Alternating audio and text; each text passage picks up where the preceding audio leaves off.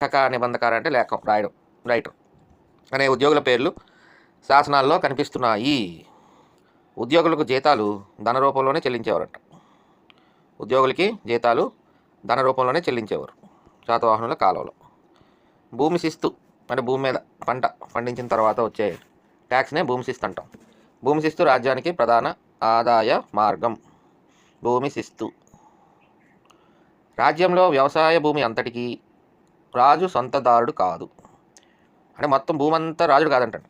రాజక్షేత్రం అని ఉంటుందట, రాజకంకేట అంటారట, అది మాత్రమే రాజు సొంతం అంటాడు. మొత్తం భూమి అంతా రాజుది కాదు, రాజకంకేట మాత్రమే రాజు సొంతం. రాజక్షేత్రం అన్న రాజకంకేట అన్న. రాజక్షేత్రానికి వెలుపల భూదానం చేయాల్సి వచ్చినప్పుడు ఆ పొలాన్ని రాజు కొనేవాడంటండి, విక్రయించుకునేవాడు.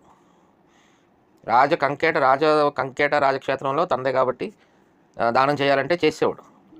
బట్ ఒకవేళ రాజక్షేత్రం రాజకంకేటకు అవతల ఏదన్నా భూమి ఉండి ఆ భూమిని దానం చేయాల్సి వస్తే మాత్రం ఆ భూమిని కొని అప్పుడు దానం చేయడం జరిగేదట శాతవాహనుల కాలంలో. ఈ బ్రాహ్మణులకు శ్రమణులకు పరిహారాలు ఇచ్చే సాంప్రదాయం శాతవాహనుల కాలంలోనే ప్రారంభమయ్యింది. Very important. ఈ బ్రాహ్మణులకు అంటే గిఫ్ట్లు, భూదానాలు చేయడం, పరిహారాలు ఇవ్వడం, శ్రమణులకు బ్రాహ్మణులకు ఈ సాంప్రదాయం శాతవాహన యుగంలోనే ప్రారంభం అయ్యింది. లాక్కర్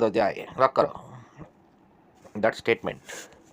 భూమిపై రెండు మూడు రకాల పన్నులు ఉండేవి. పంటలో రాజభాగానికి దయామేయ, రాజభాగం బాగా దయామేయ. ఇంగ్లీష్ పుస్తకంలో బాగా దయామేయ అని ఉంటుంది. ఇంగ్లీష్ బుక్లో బాగా అంటే రాజభాగం, దయామేయ ఈ రెండు పేర్లు కూడా పంటలో రాజభాగాన్ని అంటే ట్యాక్స్, ఒక భూమి ఒక 1 acre ఉంటే అందులో కొంత భాగం రాజుకి వెళ్ళిపోయేది అనమాట. ఆ భాగాన్ని రాజభాగం అనేవారు లేదా దయామేయ అనేవారు. భూమి పన్ను కాక రహదారుల మీద సుంకాలు, అలాగే వృత్తి పన్నులు కర వసూలు చేసేవారు.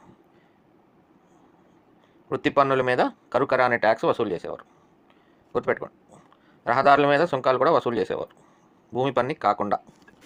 పన్నులు ధర రూపంలో కానీ వస్తు రూపంలో కానీ చెల్లించవచ్చు. Any form by tax, cash or kind అనమాట.